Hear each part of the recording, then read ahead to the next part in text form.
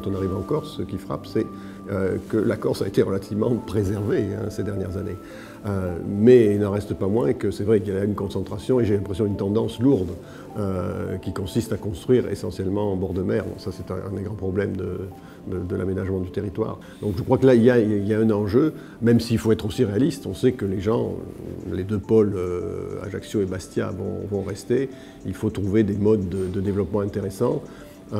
Peut-être abandonner une vision de l'urbanisme qui a prévalu, pas qu'en Corse d'ailleurs, de l'extension des villes. C'est après tout la vision la plus facile. Essayer de redensifier peut-être, tout en préservant bien sûr aussi des espaces verts, des lieux de détente, des lieux plus calmes. Mais je crois que ça va être un des grands enjeux de l'urbanisme en Corse, de maîtriser ce développement des deux grandes métropoles et d'autres villes encore, afin de ne pas tout simplement bétonner, comme on dit, la côte, toute la périphérie de l'île.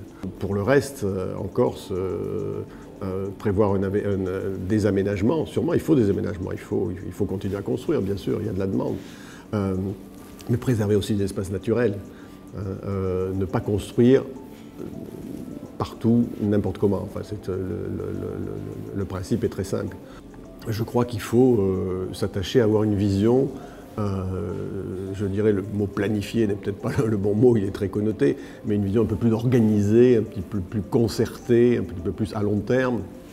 Je crois d'ailleurs c'est ce que prétend faire aussi le fameux plan d'aménagement et de développement durable de la Corse, le PADUC, qui est en ce moment en discussion. Donc il me semble qu'il y a des idées fortes là-dedans, à partir desquelles on peut travailler. Mais c'est vrai qu'à côté de ça, il y a des habitudes, il y a des intérêts privés.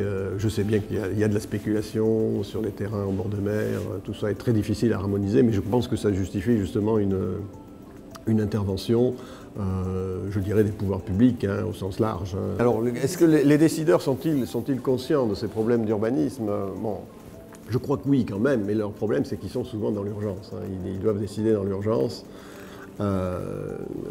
profiter de financements qui sont dégagés par l'État, profiter d'opportunités foncières. Et souvent, je crains qu'on ait trop tendance à décider au coup par coup. La circulation pose des problèmes, la pollution pose des problèmes, que les gens maintenant demandent une meilleure qualité de vie, une meilleure qualité de logement. Mais nos élus, qui en système démocratique sont quand même appelés à tenir compte de ce que pensent et de ce que veulent les gens. Nos élus, ils viennent. Mais il faut les aider, je crois. Il faut les aider. Il faut diffuser la culture urbanistique, la culture architecturale. Voir des bonnes réalisations, récompenser les bonnes réalisations, les faire connaître. Je crois que là, il y a un gros travail à faire. Donner des exemples dont on peut s'inspirer, même si aucun exemple n'est transposable, mais on peut s'inspirer quand même d'un certain nombre d'exemples réussis.